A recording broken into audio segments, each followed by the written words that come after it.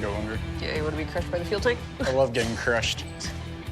The real challenge there is dropping the gas tank out of the vehicle because they're not made of plastic like they are nowadays. So this is just solid metal.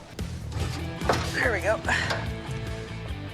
I brought in Tommy to act as my muscle to help me lower the gas tank and put it back inside. It's definitely a little nerve-wracking. The last thing you want to do is scratching any of the new components that have been put on previously. So you got to be very, very careful. Beauty. Thank you for the help, bud. No problem. He didn't have a fuel level, so he couldn't tell exactly what the tank was sitting at. But this also acts as the sending unit, so it picks up the fuel and sends it out. But when we dropped this one, it actually turned out to be okay. So I just cleaned it up, threw the new sending unit in, and we'll see if it works.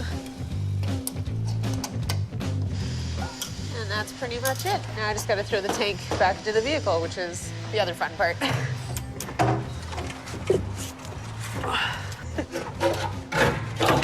Whoop. Oh, that tasted lovely. If I push up on this, you able to rotate it? Ah, beautiful. The gauge looks like it's working good.